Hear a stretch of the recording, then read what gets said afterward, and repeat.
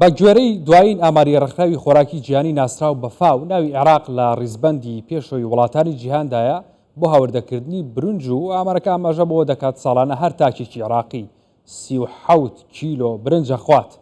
خودی عێراقیەکانی زانیاریەکانی ئەو ئامارە پشتڕاستەکەنەوە و دەڵێن برنج لە پێشەوەی خشتەی ژەمە خواردنەکانیاندایە. بۆ ئەم مەبەستە بەڕێز دکتۆر پرۆفیسۆر دکتۆر ڕەنج محەممەد پسپۆری ئابووری لەگەڵمان دەبێت. دکتۆر سوپاس بۆ ئامادەبوونی بەڕێستا. خەڵکی عێراق ئەوەندە برنجە خۆن، ینی هۆکارەکەی تەکلیفەی برنجەکەیە کە کەمە و هاوردەکردنی برنجە کە کەمە یاخود چییە؟ هۆکارەکەی چییە؟ وەڵاهی سپاس. حقیقەت برنج کەرەستەیەکی خواردنەی سەرەکیە لەسەر ئاستی جیهان و پێویستیەکی ڕۆژانەیە وەکو مادەی غیدایی باشی تێدایە، کانزای تێدایە، کاربۆهیدراتی تێدا، ئەمە ناچنە ئەو بابەتە. بەڵام خاڵی گرنگ لە بابەتی گرنج کە قەبارەی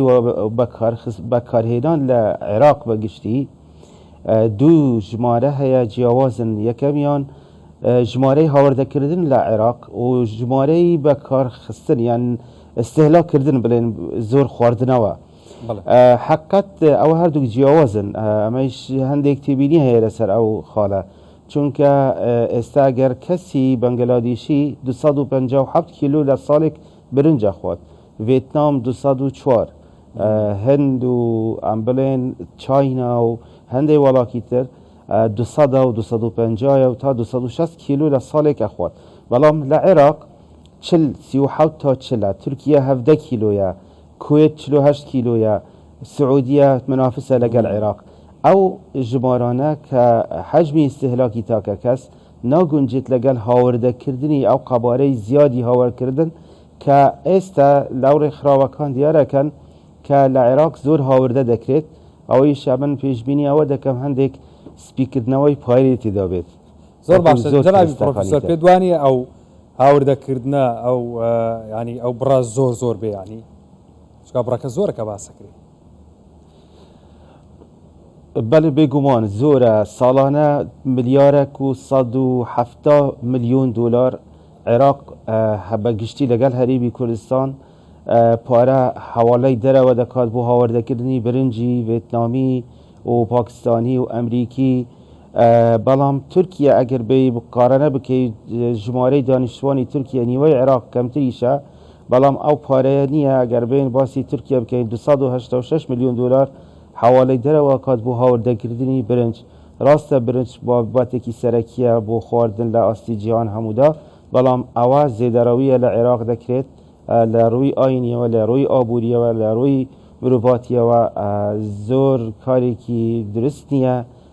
ئەمەش ئەگەرێتەوە بۆ مستەوایەتی هەژاری خاستان لە زۆربەی جیاکانی عێراق، هەری محافەزەکانی عێراق و لە هەرێمی کوردستانیش هەندێک جێگە بەلکو ئەوە ئەگەری سەرەکیە، چونکە ئەگەر بێ براوردکی لەگەڵ ئەو وڵاتانی جیهان، ئەغلب وڵاتانی جیهان ئەوانەی مستەوای هەژاری لەنەودا زیاتر بەکارهێنەری برنجن، وەک بابەتێکی کارەستەیەکی پرکانزا، ینی وەک کاربوهیدراتی باش تێدا بەشی لەشی مرۆڤ کات بۆ 24 ساعت یان بۆ 48 ساعت ئەوها باش شێوازە. بەڵام لە ڕووی ئابووریەوە کارێکی زۆر خراپە. ئەبا بێت ئابووریەوە بەورتر لە سەریاواسی. جەنابی پرۆفیسۆر، ڕێکخراوی فاو هەندێک ئاماری بڵاو کردوێتەوە، با ئامارەکانی ڕێکخراوی فاو ببینین بەیەکەوە سیرەکەین لەگەڵ بینەران و دواتر درێژە بە گفتوگۆکەمانەکەین لە ڕووی ئابووریەوە باسی لێواکەین. با ببینین.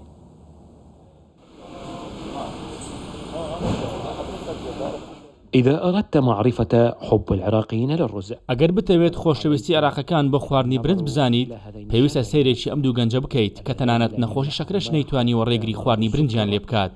ئەمە شوێنێکی بچووکراوی قەبارەی بەکارهێنانی برنجە لە عێراق کە لە ڕێزبەندی 5 وڵاتی هاوردەکارانی برنجە. دەمرم و ناتوانم دەستبەرداری خواردنی برنج بم. ژەمی نیوەڕۆ و 2 قاپ و ئێوارانش قاپێک برنج دەخۆم. تووشی نەخۆشی شەکرەش بوومە و تا ئێستاش هەر ژەمێک 2 قاپ دەخۆم.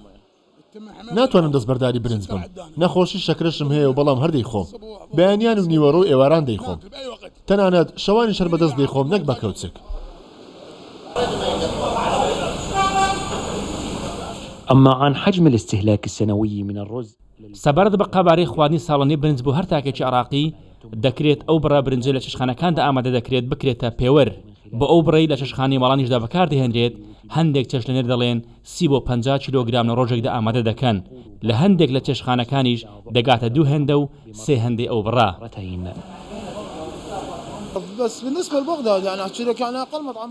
سەبارەت بە بەغدا کەمترین چێشخانە لە نێوان 30 بۆ 60 کیلۆ برنج بەکاردەهێنێت لە هەندێک چێشخانە زیاتر لە 100 کیلۆ بەکاردەهێنن گەیشتونەتە ئەو ئاستەی کە 5 تا 6 زۆر برنج پێشکەش دەکەین واتە کڕیار زۆر ئارەزووی برنج دەکات.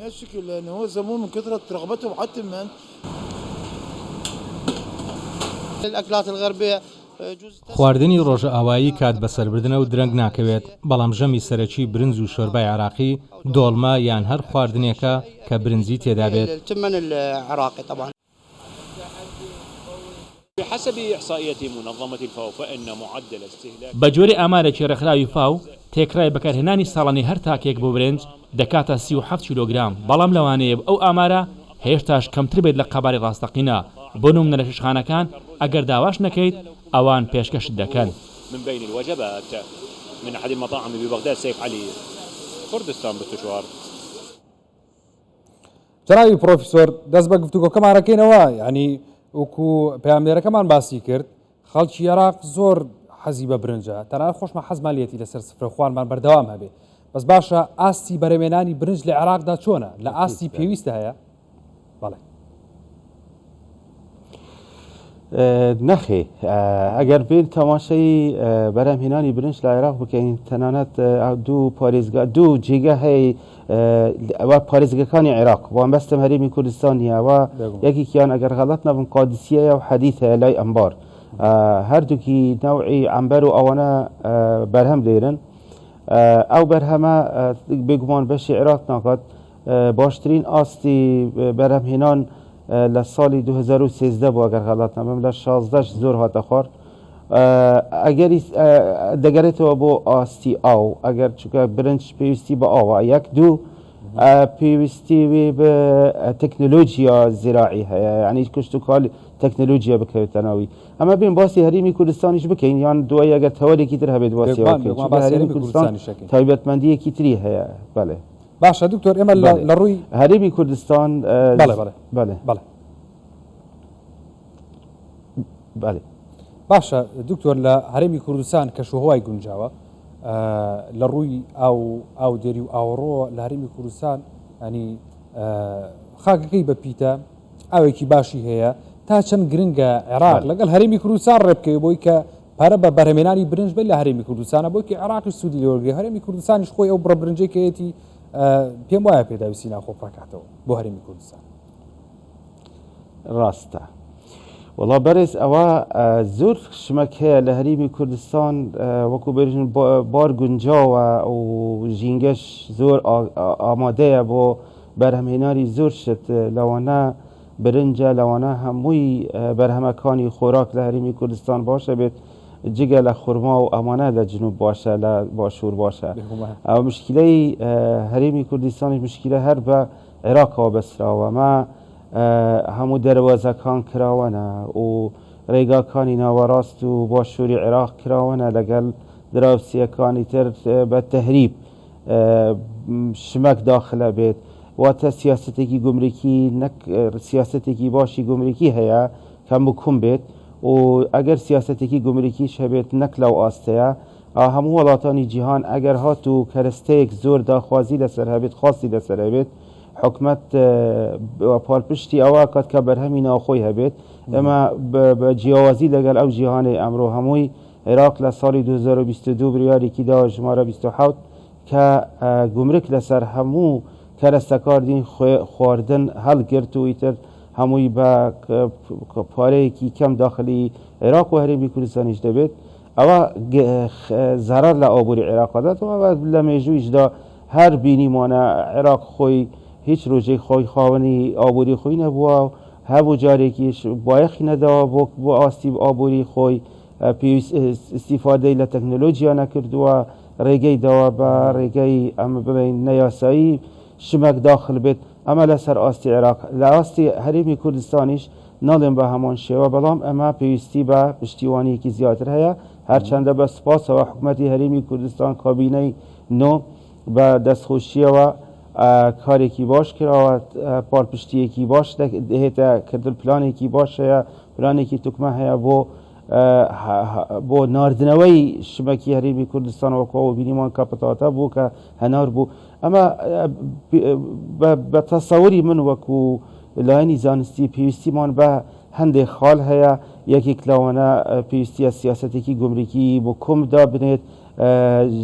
ڕێژەی